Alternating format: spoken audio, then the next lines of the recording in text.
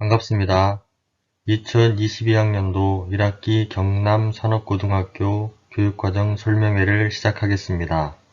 저는 교무기획부장을 맡고 있는 교사 육재근입니다. 직접 만나 뵙고 설명회를 진행해야 하는지에 대해 많은 고민을 했습니다. 하지만 아직까지 코로나19 상황은 교육활동에 많은 지장을 주고 있는 상황이어서 이렇게 대면으로 진행함을 이해해 주시기 바랍니다. 다음 2학기 교육과정 설명회는 지금보다 상황이 좋아져 꼭 직접 대면 설명회를 가지기를 기대하며 온라인 교육과정 설명회를 시작하겠습니다.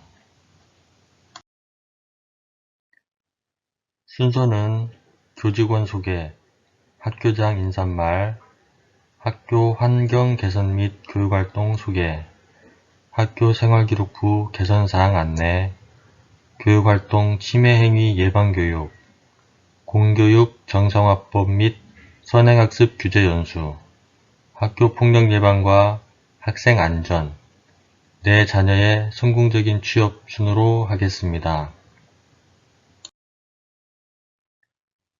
먼저 교직원 소개를 드리겠습니다.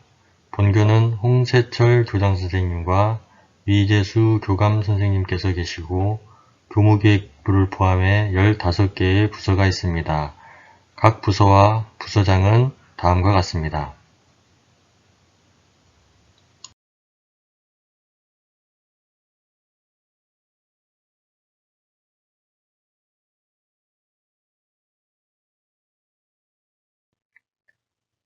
다음으로 각 학년 담임선생님을 소개해 드리겠습니다.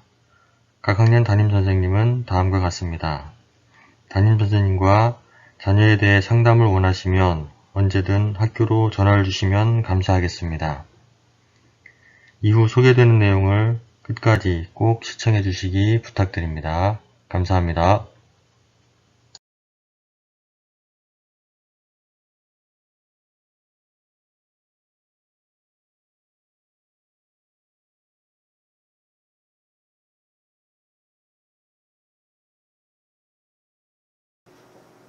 존경하는 학부모님 안녕하십니까? 경남 산업고등학교장 홍세철입니다. 코로나19 위기를 맞아 어려운 여건 속에서도 우리 경남 산업고 가족들은 정상적인 교육과정 운영에 최선을 다하고 있습니다. 우리 학교는 바른 인성과 미래 역량을 갖춘 맞춤형 특성화 인재 육성이라는 교육 목표를 정하고 안전한 학교, 즐거운 학교, 직업을 찾는 학교 실현을 통해 가고 싶은 학교, 머물고 싶은 학교를 만들어 가고자 전 교직원이 다 함께 노력하고 있습니다. 신뢰와 존중이 깃든 관계를 만들고 배움이 즐겁고 행복한 학교 문화를 조성하여 자신의 꿈과 직업을 찾아갈 수 있도록 도와주어 바른 인성과 미래 역량을 갖춘 창의적인 기술 인재를 육성하고자 합니다.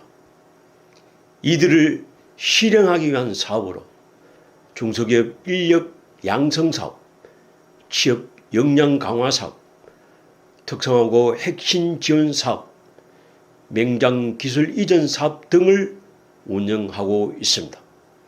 특히 안전한 학교 실현을 위해 신뢰와 존중의 회복적 생활교육, 배움과 관계를 이어주는 이음교실 등을 운영하고 있습니다. 즐거운 학교 실현을 위해서 행복을 키우는 감성 텃밭과 벚꽃테리아 버스킹을 통해 코로나19로 인해 지친 학생들의 마음 건강을 회복할 수 있게 운영하고 있습니다. 또한 무원인재 인정제를 통해 많은 학생들이 교육활동에 참여할 수 있도록 유도하기 위하여 각 부분별 참여 학생에게 예품 배지를 제작하여 수여하고 있습니다. 전공별 교내 실기 갱신대회는 학생들의 꿈과 끼를 발휘하는 시간을 부여함으로써 창의적인 기술 인재를 키워가고 있습니다.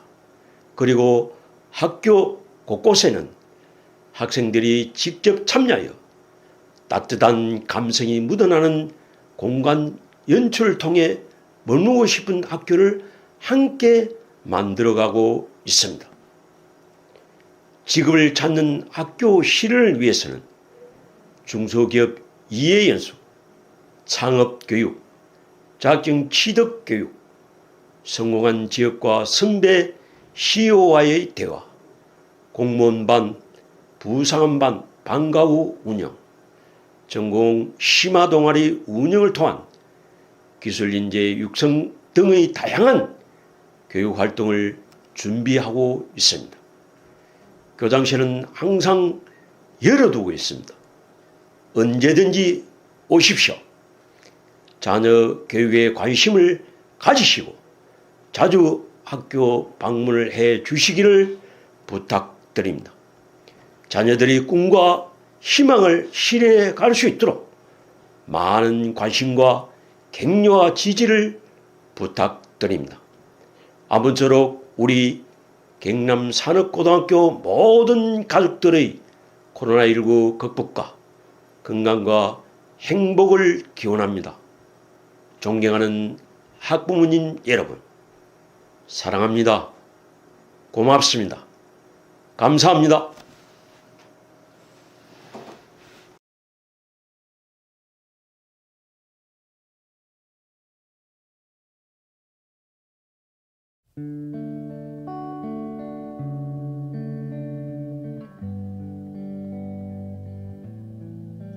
I see trees that are green, red roses too. I watch them bloom for me and you, and I think to myself, what a wonderful world.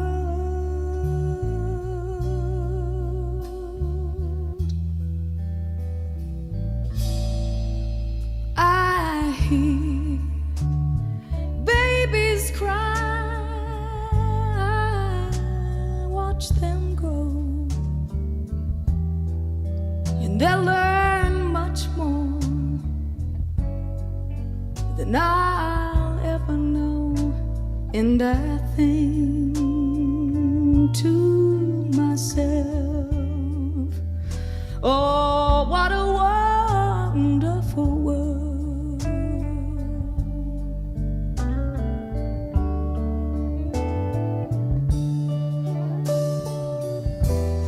The colors of the rainbow, so pretty in the sky, are also on the faces of the people passing by. I see friends shaking hands, saying, how do you do? But they're really saying, I love you. I see trees that are green and red roses too. I'll watch them bloom for me and you, and I think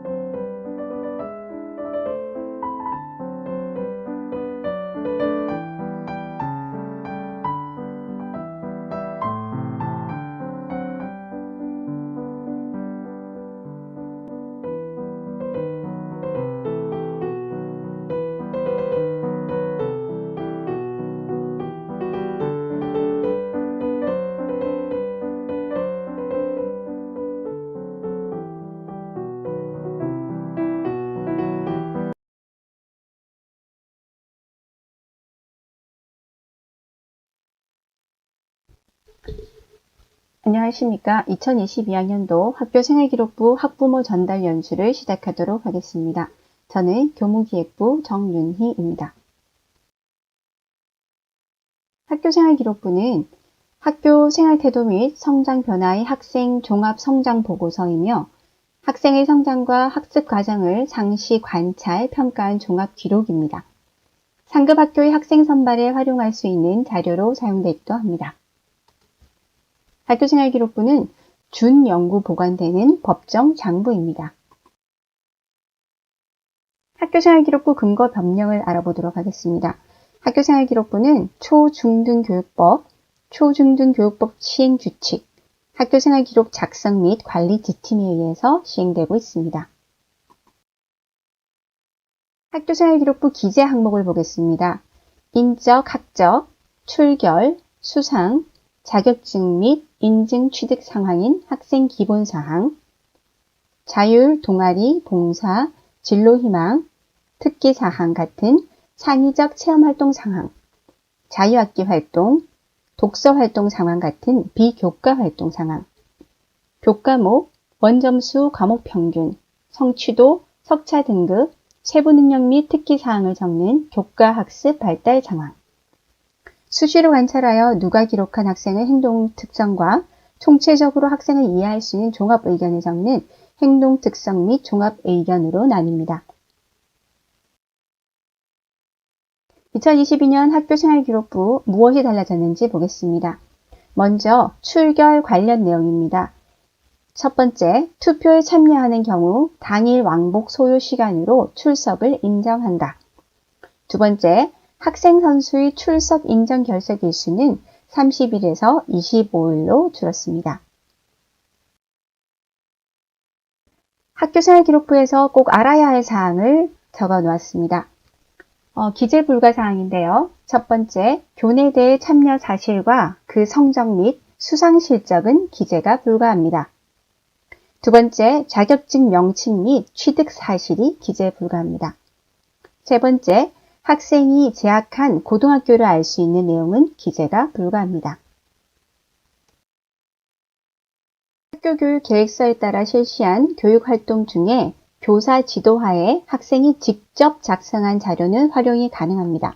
예를 들어 동료평가서, 자기평가서, 수행평가 결과물을 포함한 수업 산출물, 소감문, 독후감은 학교생활기록부에 기록할 수 있다고 명시되어 있습니다.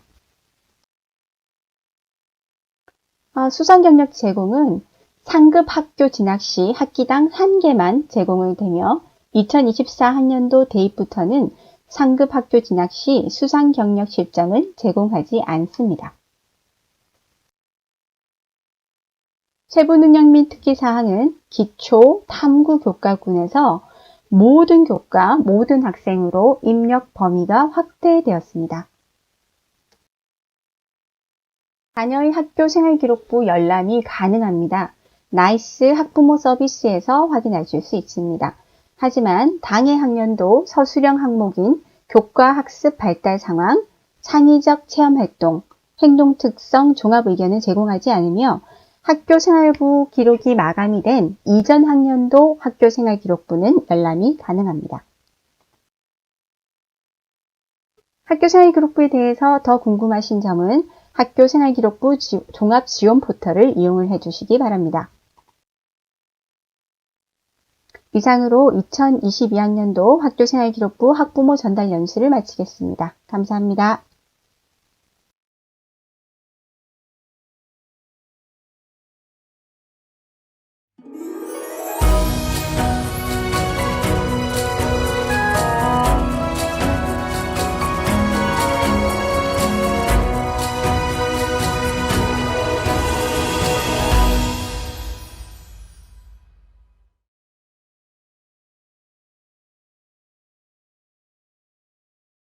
싫어. 싫단 말이야. 수혁아, 제발 엄마 말 좀 들어라. 싫다는데 왜 자꾸 그래?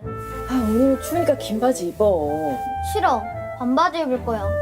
오늘 엄청 춥대. 이민호, 나 아침부터 왜 그래? 진짜 죽을래? 너희는 또 싸우니? 왜 그러는데? 엄마, 얘가 내 머리띠 가지고 장난쳐. 내가 언제 장난쳤어? 잠깐 만졌지. 누나 걸로 장난치지 말고 돌려줘. 엄마 왜 맨날 나한테만 그래?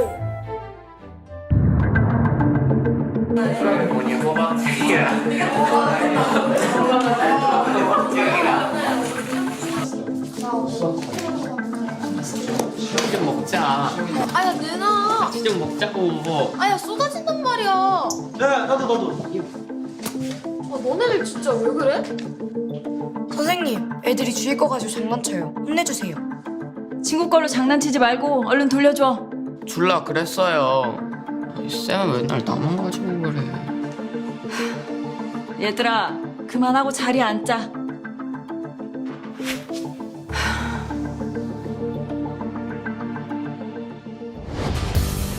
여러분 안녕하십니까? 조금 전 본 영상 어떠셨습니까? 집에서 부모가 겪는 고충과 학교에서 선생님이 겪는 고충이 비슷하다는 생각이 드는데요. 가정에서 겪는 학부모님의 고충만큼이나 선생님의 고충이 크고 최근에는 교육활동 침해 행위의 증가로 더욱 어려움을 겪고 있습니다. 그렇다면 교육활동 침해 행위는 무엇인지 먼저 영상으로 확인해 보겠습니다.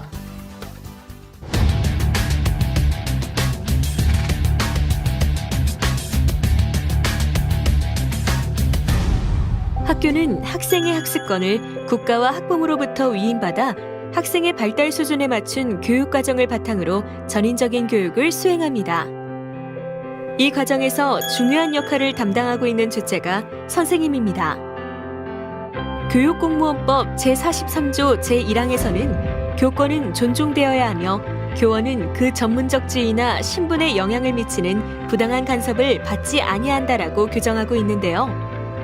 여기서 교권은 선생님이 학생과의 교육활동에 충실할 수 있도록 보호하는 교육권을 의미합니다.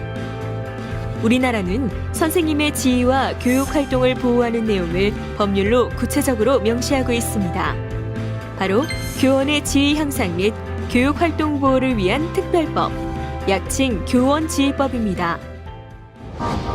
선생님의 지위와 교육활동 보호를 법령으로 명시하고 있음에도 불구하고 보시다시피 선생님들의 정당한 교육활동에 대한 침해 행위는 최근 4년간 평균 2,500여 건 보고되고 있습니다. 이 통계는 교권보호위원회 개최 건수로서 선생님들이 문제 제기를 하지 않은 경우도 많아 실제 발생 건수는 훨씬 더 많을 수 있습니다. 그리고 이 그래프를 보시면 상해폭행, 성범죄 관련 행위와 같이 심각한 침해 행위가 증가하고 있고 특히 학부모에 의한 교육활동 침해 행위가 증가하고 있는 상황입니다. 그렇다면 학부모에 의한 교육활동 침해 행위의 유형과 함께 구체적으로 어떤 사례가 있었는지 확인해 보겠습니다. 교육활동 침해 유형에는 뭐야? 지금 뭐 하자는 거야? 나랑 한번 해보자는 거야? 에이! 폭행 및 상해, 내가 이 학교를 때려 엎어버려야지. 고소당하고 신문에 나와야 그때 정신 차리겠어요? 협박,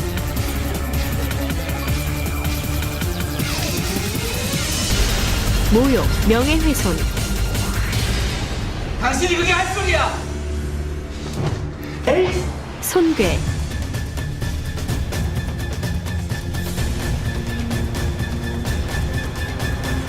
정보통신망법에 따른 불법 정보 유통, 내일 준비물 있는 거 까먹지 말고 꼭 챙겨오고. 선생님! 지금 뭐 하시는 거예요? 공무집행 방해 및 업무 방해,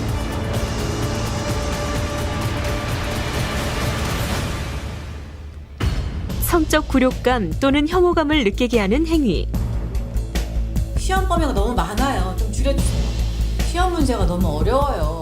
좀 쉽게 내주세요. 우리 애 좋은 대학 가야 돼요. 평가 좀 좋게 써주세요. 교원의 정당한 교육 활동에 대해 반복적으로 부당한 간섭을 하는 행위, 그 외 학교장이 교육공무원법 제43조 제1항에 위반된다고 판단하는 행위가 포함됩니다. 네, 지금부터는 교육활동 침해 행위에 대해서 좀 더 깊이 있게 알아보려고 합니다. 이 자리에 도움 말씀 주시기 위해서 서미향 교장 선생님 그리고 이나영 변호사님 나와 계십니다. 두 분 어서 오세요.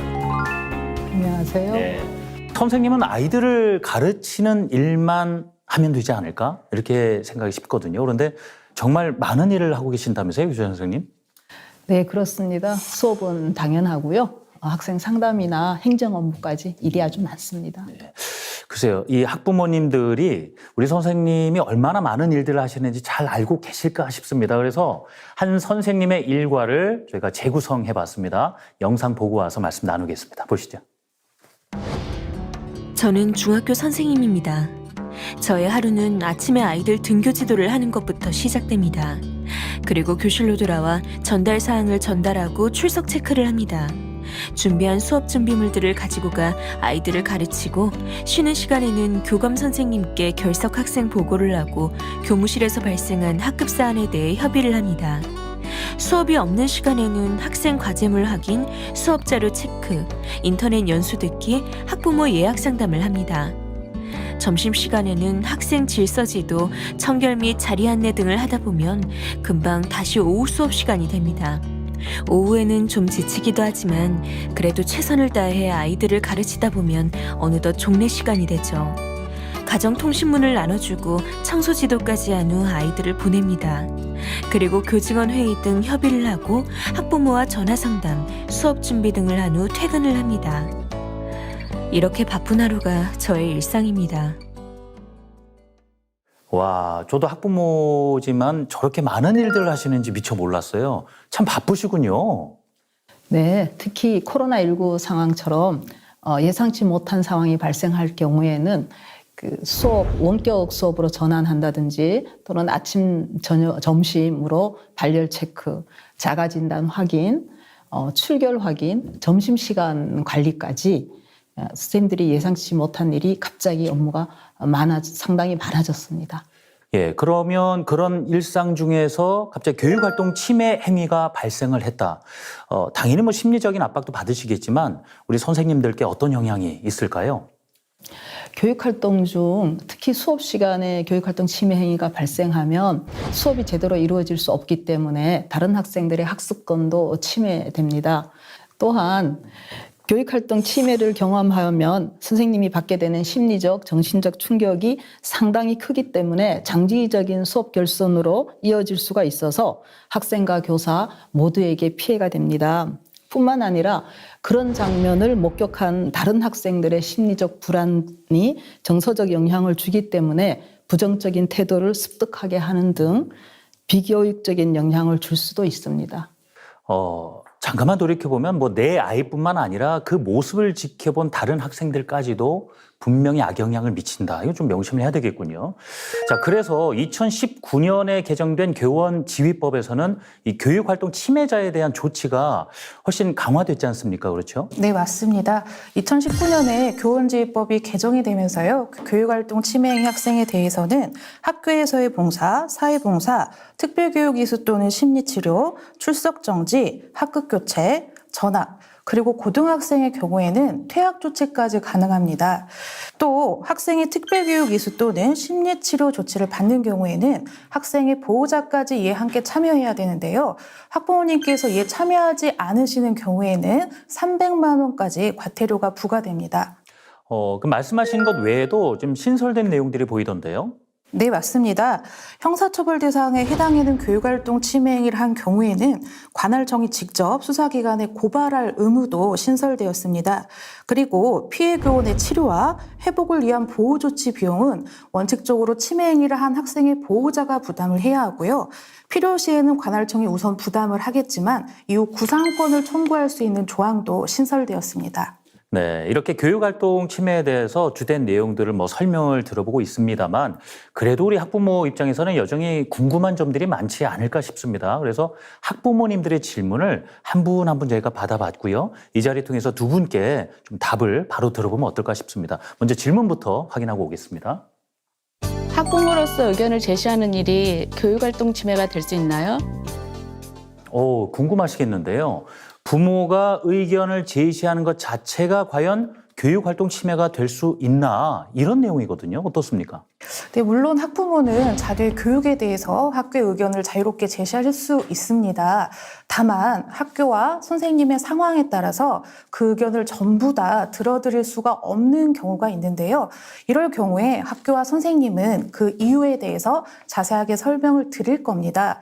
하지만 그럼에도 불구하고 우리 학부모께서 학교에 너무 과도하거나 부당한 요구를 계속하시는 경우에는 교육활동 침해 행위가 성립될 수 있습니다. 그렇군요. 자, 그럼 다음 또 질문은 무엇인지 확인을 해보겠습니다. 학교를 방문해서 선생님과 상담하고 싶은 경우가 있을 때 이럴 땐 어떻게 해야 하나요? 선생님하고 상담을 하려면 어떤 과정을 거치는 게 좋겠습니까? 네, 당연히 선생님께 먼저 미리 연락을 드리시는 게 가장 좋습니다. 그리고 약속을 잡으신 후에 방문을 하시게 되면 학교의 행정실이나 교무실에서 안내를 해주실 겁니다.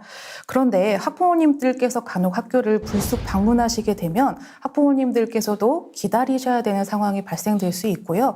선생님께서도 교육활동에 지장을 받으실 수 있습니다. 그리고 간혹 퇴근 후에 선생님께 문자나 전화를 하시는 경우도 있을 수 있는데요. 퇴근 후 시간은 선생님들께서 다음날 수업을 위해 준비하시거나 휴식하시는 시간이기도 합니다. 그래서 아주 급박한 사안이시거나 아니면 사전에 상담하기로 약속하신 경우가 아니라면 다음날 업무 시간에 연락을 주시는 게 어떨까요? 알겠습니다. 질문 하나 더 받아보겠습니다. 교육활동 보호를 위해서 가정에서 할 수 있는 일은 무엇일까요? 이 교육활동 보호를 위해서 집에서는 어떻게 해야 될까요? 이 부분은 교장 선생님께서 답을 주시면 어떨까요? 네, 우선 아동과 청소년의 특성에 대해서 학부모님들은 이해하실 필요가 있습니다. 물론 자녀의 말이 다 맞을 수도 있습니다. 그렇지만 아이들은 그 특정한 부분에 대해서 자기에게 유리하게 얘기할 수도 있습니다. 그것이 거짓말을 한다기보다는 그 본능적으로 본인에게 유리하게 내용을 재구성할 수 있다는 뜻이죠. 그래서 아이가 보는 앞에서 선생님 험담을 한다거나 또는 바로 전화를 해서 문제 제기를 하기보다는 먼저 아이의 다친 마음을 잘 들어주시고 후에 선생님께 연락을 드려서 자초지종의 내용을 들으시면 좋지 않을까 합니다. 아이가 전달하는 과정에서 분명 아이의 시선에서 눈높이에서 나올 수 있는 말들이 있으니까 일단 객관적인 부분도 다 판단하신 후에 고려를 하셔도 늦지 않는다, 이런 말씀으로 들립니다. 학부모님들이 학교의 교육활동에 이렇게 관심을 갖고 참여하는 것도 교육활동 침해를 예방하는 좋은 방법이 될 수 있겠죠. 자, 다음과 같은 방법을 직접 실천해 보시는 건 어떨까 싶습니다. 화면으로 보시죠. 학부모님들의 교육활동 침해 예방 방법으로는 첫째, 가정통신문을 활용하는 것입니다. 가정통신문을 통해 자녀의 학교 생활을 이해하고 설문에 응답함으로써 학부모의 의견을 전할 수 있습니다. 둘째, 학교 알림이를 활용합니다. 학교 알림이를 활용하면 학교에 대한 정보를 얻어 학교를 폭넓게 이해할 수 있습니다. 셋째, 학교 운영위원회에 참여하는 건데요. 학교 운영위원회 위원으로 선출돼 활동하거나 회의록을 통해 심의사항을 확인할 수 있습니다. 또 학부모회를 통해 의견을 제시하거나 공개 수업에 참여해 교육활동을 참관하며 학생의 학교 생활을 이해할 수도 있습니다. 그 외에도 학부모 총회 및 각종 부모 교육 참여하기, 학부모 상담 주간 활용하기 등이 있습니다. 네, 이 자녀를 사랑하고 바르게 성장하길 바라는 부모의 마음과 또 학생을 아끼고 학생의 바른 성장을 돕고자 교육하는 선생님의 마음은 서로 같지 않겠습니까? 가정은 학생을 위한 또 하나의 학교이고 또 학교는 자녀를 위한 또 하나의 가정이 아닐까 싶습니다. 학생의 인권과 학습권, 또 선생님의 인권과 교육권이 같이 존중되는 학교, 이 학생과 선생님이 신뢰하고 배려하는 학교를 만들기 위해서 다 함께 노력을 해야 할 겁니다. 지금까지 우리 두 분과 함께 해주셨는데요. 서미양 교장 선생님, 그리고 이나연 변호사님 말씀 감사합니다. 지금까지 이 시간 함께 해주신 학부모님께도 인사드리면서 시간 마무리하겠습니다. 감사합니다.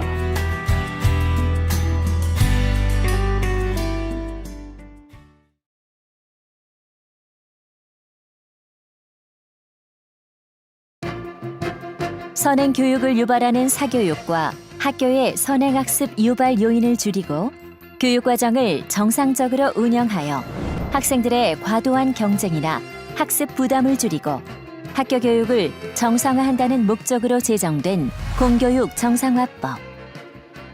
이번 시간에는 공교육 정상화법이 왜 만들어졌는지, 학교에서는 어떻게 적용되고 있는지에 대해 알아보겠습니다.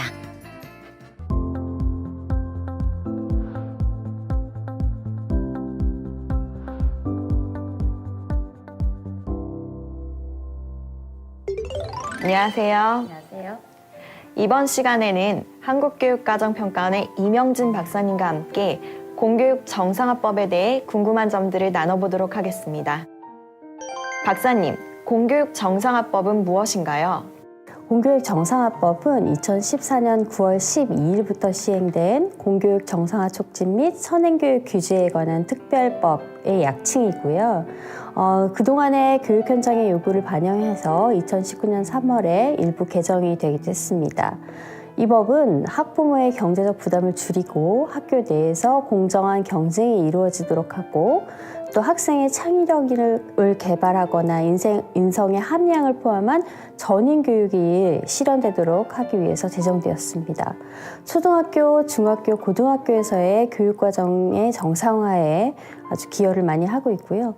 학생의 자기주도적 학습 능력이 저하되는 등의 문제점들을 극복하기 위해서 지금 시행되고 있습니다. 네, 공교육 정상화법이 학생의 건강한 심신 발달과 학부모의 사교육비 경감 등의 목적을 위해 2014년에 제정되어 학교에 적용되고 있는 거로 알고 있는데요. 네, 그렇습니다. 선행교육이나 선행학습 유발 행위에 대해서는 다른 어떤 법보다도 우선적으로 적용이 되고 있고요. 또 이 법이 앞으로도 모든 학생들이 꿈을 이루고 미래를 여는 행복한 교육을 지원하는 든든한 교육 지킴이의 역할을 할 것으로 기대하고 있습니다. 공교육 정상화법을 이야기하면서 가장 많이 등장하는 단어가 선행교육과 선행학습인데요. 비슷한 것 같은데 어떻게 구별할 수 있을까요? 네, 조금 구별하기가 어려운데요. 간단히 말씀을 드리면, 선행교육은 교육 관련 기관, 그러니까 학교 같은 곳에서 국가교육과정, 시도교육과정, 그리고 학교 교육과정에 앞서서 교육과정 편성하고 제공하는 교육 일반 전체를 가리킵니다. 반면에 선행학습은 학습자가 국가교육과정, 시도교육과정, 그리고 학교교육과정에 앞서서 스스로 하는 학습을 말합니다. 아주 쉽게 말을 하면 선행교육은 교육 관련 기관이 주체가 되고요. 선행학습은 학습자가 주체가 되는 것이지요. 여기서 교육 관련 기관이라는 것은 법률에서 정하고 있는 학교와 같은 그런 기관을 말하고 있지요. 공교육 정상화법에서는 선행교육과 선행학습을 모두 규제하나요? 그렇지 않습니다. 학교와 같은 교육 관련 기관에서의 선행교육은 규제하고 있지만, 학습자가 스스로 자발적으로 하는 선행학습은 규제하지 않습니다. 하지만 학생들의 학습권을 침해하는 선행학습 유발 행위는 규제의 대상이 됩니다. 선행교육과 선행학습 유발 행위에는 구체적으로 어떤 사항들이 해당될까요? 선행교육은 앞서서 편성하는 것, 그러니까 교육과정을 앞서서 편성하는 것, 그리고 앞서서 교육과정을 운영하거나 제공하는 것, 그런 것들을 말을 하고 있어요. 예컨대 입학 예정인 학생들을 대상으로 그 학생이 입학 이후에 배워야 되는 교육과정을 미리 운영하는 것, 이런 것들이 선행교육에 해당이 됩니다. 선행학습 유발 행위는 학교 시험이나 교내 대회, 그리고 각종 무슨 평가에 있어서 앞서서 평가하는 경우를 말하고 있어요. 예컨대 입학 예정인 학생들을 대상으로 상급 학교에서 배운 학교 교육 과정의 내용을 포함하여 문항을 출제하는 평가를 한다라고 한 경우가 선행학습 유발 행위가 되겠죠. 고등학교의 경우에는 대학별 고사, 그러니까 대학을 진학하기 위해서 실시하는 대학별 고사에서 고등학교 교육 과정을 넘어선 내용을 출제하는 경우가 이런 선행학습 유발 행위에 해당한다고 봅니다. 그럼 공교육 정상화법은 어떻게 운영되는지 알아볼까요? 말 그대로 공교육의 정상화를 위한 공교육 정상화법. 학부모님들이나 학생들은 공교육 정상화법이 학교에서 어떻게 적용되는지에 대해 궁금하실 텐데요. 박사님, 공교육 정상화법은 학교에서 어떻게 적용되고 있나요? 네, 크게 네 가지로 볼 수 있는데요. 우선은 선행학습이 필요 없는 학교 수업이 이루어지도록 하고 있습니다. 두 번째는 학교 시험은 학교에서 배운 내용에서만 출제하는 것으로 하고 있고요. 세 번째는 사교육 없이 준비할 수 있는 상급 학교, 공정한 입학 전형을 마련하고 진행하고 있고요. 마지막으로 선행학습을 유발하지 않도록 하기 위해서 철저한 지도, 관리, 감독이 이루어지고 있습니다. 학교에서 공교육 정상화법이 어떻게 운영되는지 상세히 말씀해 주시겠습니까? 먼저 선행학습이 필요 없는 학교 수업은 어떻게 해야 하나요? 네. 우선적으로 교육과정에 아주 충실한 학교 교육이 되어야 되겠죠. 네. 국가 교육과정에 따라서 학교가 학교 교육과정을 편성하고 그 내용을 공시하게 되어 있습니다. 그런데 공시한 교육과정의 범위와 수준 내에서 학교 수업과 방과 후 수업이 또 운영을 하게 되는데요. 또 학생의 학습권을 보호하기 위해서 선행학습을 전제로 한 수업은 안 되고 학교에서의 수업 활동만으로 학생들이 성취 기준에 도달하도록 노력을 해야 됩니다. 수업 활동을 통해 배운 내용에서만 학교 시험을 출제하니까 학생들 입장에서는 수업 활동에만 열심히 참여하면 시험 부담이 확실히 줄어들겠네요. 네, 물론 그렇습니다. 학교 시험 외에도 각종 교내 대회에서도 학생들이 배운 내용만 출제하게 되어 있습니다. 이러한 내용은 각 시도교육청에서 학업 성적 관리 시행 지침으로 상세히 안내하고 있습니다. 특히 입학 예정 학생들을 대상으로 반편 성고사를 실시하는 경우들이 있는데요. 이전 학교급의 교육과정 범위를 넘어가서는 안 되는 것이죠. 상급 학교에 입학할 때에도 사교육 없이 준비할 수 있도록 하고 있다고 하셨는데 이와 관련해서는 어떻게 운영되고 있나요? 네, 입학 전형은 이제 학생을 선발하기 위한 그런 전형으로 활용되는 예컨대 특성화 중학교라든지 특수목적 고등학교라든지 아니면 자율형 사립고등학교라든지 이런 곳에서 이제 실시를 하게 되는데요. 입학 이전 학교급에서 배운 교육과정의 범위와 수준 내에서만 입학 전형 시험의 문항을 출제하도록 되어 있습니다. 예를 들면 중학교 입학 시험은 초중학교 교육과정의 범위를 벗어나서는 안 되고요. 고등학교 입학 시험 역시 중학교 교육과정의 범위를 벗어나서는 안 되는 것이죠. 대학별 고사의 경우에 논술, 면접, 구술고사 등도 대학별 선행학습 영향평가를 매년 실시해서 관리, 감독하고 있는 상황입니다. 관리, 감독을 말씀하셨는데요. 공교육 정상화법이 잘 운영되고 있는지에 대해서 어떠한 관리나 감독이 이루어지고 있나요? 네. 교육부와 시도교육청에 교육과정 정상화 심의위원회를 두고 있어요. 그래서 연간 교과지도 계획에 따라서 교육과정이 운영되고 있는지 이걸 살피고 있고요. 선행교육 방지 대책들을 세워서 또 운영을 하고 있어요. 또한 선행학습 영향평가 등을 실시해서 위반 여부에 대해서 의사결정을 하고 있습니다. 그럼 교육기관들이 공교육 정상화법을 위반했을 때 어떠한 조치들이 이루어지나요? 학교나 대학의 시정이나 변경을 명령할 수 있고요. 조금 상황이 중한 경우에는 학생 정원이나 학급, 학과의 감축 또는 폐지와 같은 행재정적 조치가 취해지게 됩니다. 공교육 정상화법에 대해 궁금한 점을 알아볼까요? 학부모님들과 학생들은 공교육 정상화법에 대해 설명해 주신 내용 외에도 여러 가지 궁금증이 많으실 것 같습니다. 앞에서 선행 교육과 선행 학습의 기준을 살펴보기도 했지만 선행의 기준이 많이 궁금하실 것 같습니다. 공교육 정상화법에서 선행이라고 할 때 그 기준은 무엇인가요? 네, 선행의 의미는 학교 교육과정보다 앞서서 가는 것을 의미하지 않습니까? 그래서 통상적으로 교수학습과 평가는 학기 단위로 이루어지기 때문에 이 학기를 기준으로 보고 있습니다.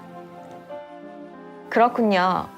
그럼 만약에 공교육 정상화법에 근거해서 학생이나 학부모님들께서 민원을 제기한다면 이에 대한 처리는 어떻게 이루어지나요?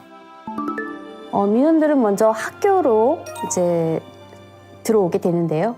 학교에서 학업성적관리위원회 등을 개최해서 이 문제를 해결하려고 노력을 하게 되고요. 여기에서 해결되지 않으면 시도교육지원청이나 교육청에 있는 시도교육과정 정상화심의위원회에서 정해진 절차에 따라 필요한 경우에 장학지도나 조사, 감사 등을 실시할 수 있습니다. 사안이 중대한 경우에는 별도의 행정적, 재정적 조치를 취할 수도 있고요.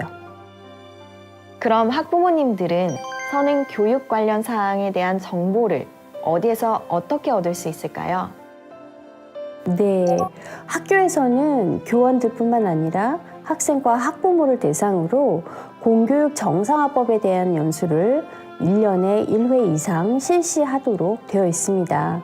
학교 교육과정을 설명회를 열어서 설명하거나 가정통신문을 이용하거나 학교 홈페이지에 공시하는 등의 방법들이 활용되고 있어요. 학부모가 학교의 정상적인 교육 과정을 더욱 신뢰하고 지지하기 위한 목적으로 이런 활동들을 하고 있는데요. 학교에 가셔서 학부모님들의 또 경우에도 학교에 직접 가셔서 각종 교육활동 정보를 공유하신다든가 아니면 학부모들의 의견을 적극적으로 내셔서 학교가 그것을 수렴하고 청취하도록 하게 한다든가 또 학습상담 기회를 잘 활용해서 학부모님들이 의견을 개진할 수 있도록 학교가 기회를 준다든가 진로 진학 관련 설명회를 개최한다든가 이런 활동들에 또 많이 열리고 있고 학부모님들이 직접 참여를 하시면 좋겠습니다. 공교육 정상화법에 따르면 학생 생활기록부에 기재된 모든 사항들이 입학 전형에 반영되어도 괜찮은 건가요? 그렇지 않습니다. 학교에서는 학교생활 기록부를 입학 전형 자료로 제출을 할 때 법에 제시된 입학 전형 반영 금지 사항들이라는 게 있어요. 예를 들면 학교 밖 경시대회 실적이라든가 각종 자격증이나 인증시험 성적 등 이런 것들을 보이지 않게 처리한 후에 제출해야만 합니다. 공교육 정상화법에 대해 더 자세한 정보는 어디에서 얻을 수 있을까요? 한국교육과정평가원의 홈페이지에 들어오시면 선행교육예방연구센터 페이지가 따로 준비되어 있습니다. 여기에 들어오시면 공교육 정상화법에 대한 간단한 안내가 있는 브로셔를 보시고 개요를 잡으실 수가 있고요. Q&A를 담고 있는 매뉴얼북이 있어요. 거기를 통해서 아주 자세한 내용들을 볼 수 있으니까 세부적인 궁금증은 그것을 통해서 해결하시면 될 것 같습니다. 마지막으로 공교육 정상화를 위해 학부모님들께 부탁드릴 말씀이 있으신가요? 네, 공교육 정상화법에서 학부모의 책무를 정하고 있어요. 각종 학부모 참여 행사, 수업 공개, 학부모 회의, 학부모 활동에 참여하는 거, 학교 교육과정 운영을 정확하게 이해해서 또 자녀가 학교 생활에 성실하게 참여하도록 협조하는 것이 이 학부모의 책무라고 법에서 규정을 하고 있고요. 그래서 공교육 정상화법에 대해서 또 이 법이 잘 시행되게 하기 위해서는 교육 수요자이신 학부모님들이 학교를 신뢰하고 지지해 주셔야만 합니다. 학생과 교사만큼 학부모님들 또한 학교 교육의 아주 중요한 구성원이시거든요. 그래서 학부모님들의 적극적인 관심과 협조가 필요하고 또 그렇게 해주시리라고 생각을 합니다. 네, 지금까지 공교육 정상화법에 대해서 자세한 말씀 감사드립니다. 지금까지 우리 아이들이 행복하게 다닐 수 있는 학교를 위한 공교육 정상화법에 대해 알아보았습니다. 수고하셨습니다. 네, 수고하셨습니다. 한국교육과정평가원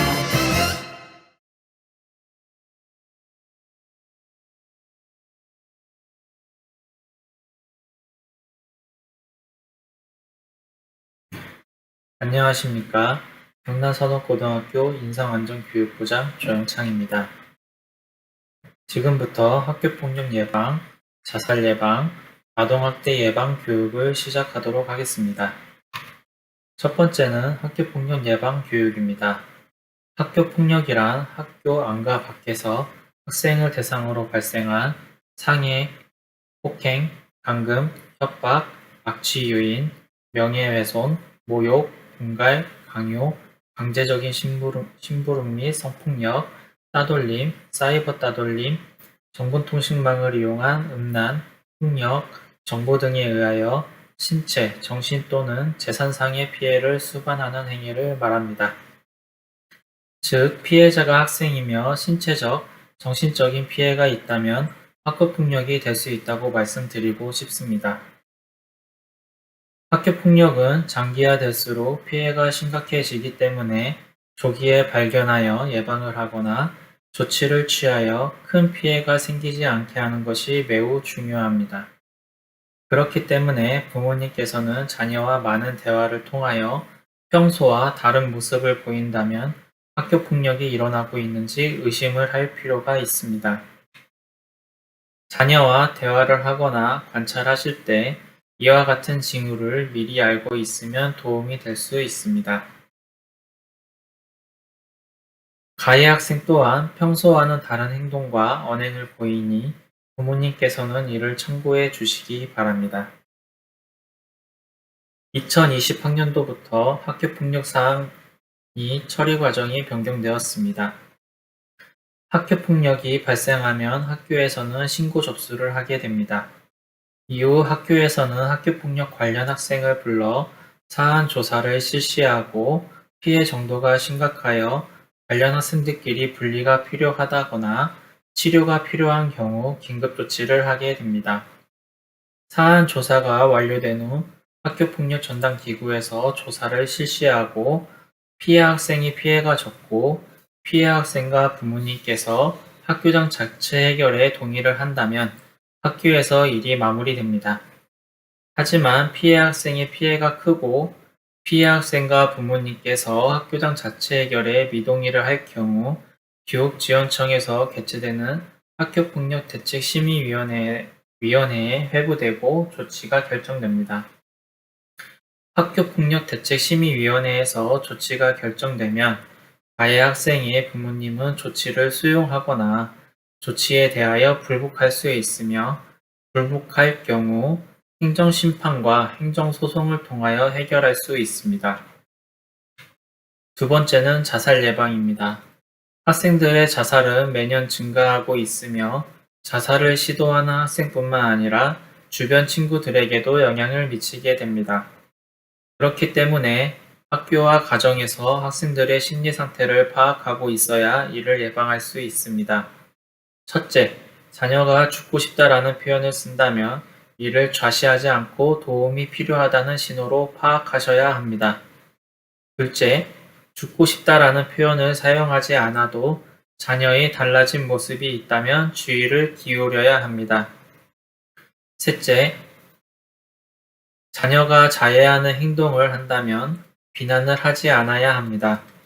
이는 자신의 힘든 처지를 친구나 주변 사람들에게 알리고 싶은 하나의 신호입니다. 넷째, 적극적으로 도움을 주어야 합니다.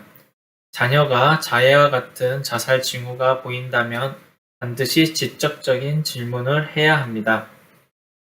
또한 부모님 혼자 감당하지 마시고 학교 선생님과 상담을 통하여 학교 안과 밖에서 충분한 도움을 주어야 합니다. 세 번째는 아동학대 예방입니다. 아이를 키우면서 자녀에게 회초리 한번 대지 않은 부모님들이 계실까요? 저 또한 아이를 키우며 종종 우리 아이에게 애증이라는 표현을 쓰고 있습니다. 사랑스럽지만 말을 듣지 않으면 화가 나는 경우가 많죠. 하지만 이제 시대가 변했습니다. 부모님들이 훈육이라는 이름으로 회초리를 대거나 바쁘다는 이유로 방치를 하게 된다면 아동학대가 될 수 있습니다. 아동학대의 예방 영상을 시청하고 인성안전교육부에서 준비한 교육을 마무리하겠습니다. 감사합니다.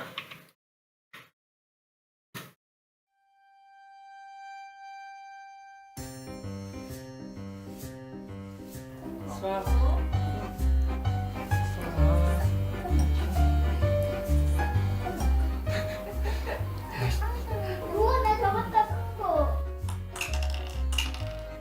야, 너 왜 두 번 쳐? 엄마가 뭔데? 아니거든? 야. 너네 또 싸우면 혼난다고 했어, 안 했어? 잘못했어, 안 했어? 체벌은 아이가 스스로 마실 거야? 행동을 돌아볼 기회를 빼앗고 폭력으로 문제를 해결할 수 있다는 생각을 심어줄 수 있습니다.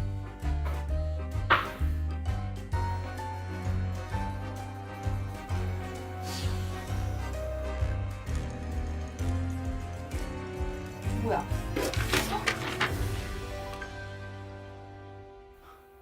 일주일 동안 게임 금지야. 내가 창피해서 못 살아. 아이에 대한 청소 이게 비난은 뭐야? 자존감을 떨어뜨릴 수 있으며 긍정적인 자아를 형성하기 어려울 수 있습니다.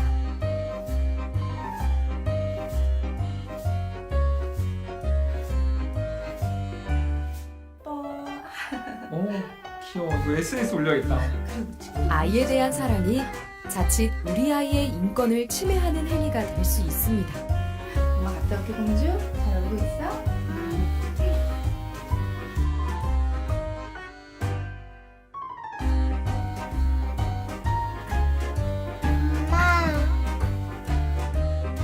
돌봄이 필요한 시기에 관심이 부족할 경우 아이들의 인지 발달과 건강한 신체 형성에 악영향을 끼칠 수 있습니다.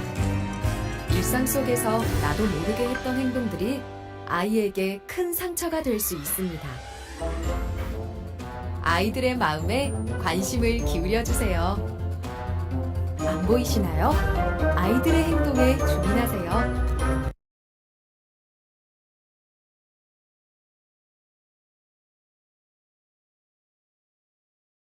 안녕하십니까. 취업지원부 교사 서설리입니다. 저는 내 자녀의 성공적인 취업 목표 설정이라는 주제를 가지고 학교의 취업 현황과 올해의 취업 방향에 대해 간략하게 안내해 드리겠습니다. 먼저 작년 2021학년도 취업 현황입니다. 코로나19 상황에서도 학생들과 선생님들께서 적극적이고 열정적으로 현장 실습과 취업에 힘써 주셔서 33.3%의 취업률을 보였습니다. 저희 학교는 해마다 양질의 취업처로 취업이 되고 있습니다. 각 과별 취업처는 참고로 봐주시기 바랍니다.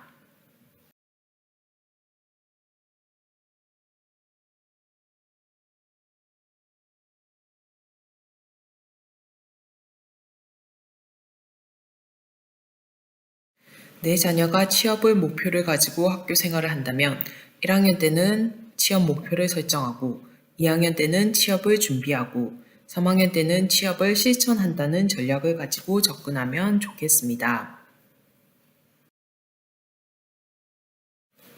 목표로 하는 기업의 유형별로 크게 구분하여 대기업, 공기업, 공무원, 부사관, 일반 기업으로 나누어서 간략하게 준비사항을 알려드리겠습니다. 대기업은 생활기록부 관리, 각 기업별 인적성 검사 시험을 준비해야 합니다. 공기업 역시 생활기록부 관리와 NCS 기반 직무적성 검사를 준비해야 합니다. 특성화고 졸업 예정자와 졸업생을 대상으로 하는 고졸 경력 채용 공무원이 있습니다.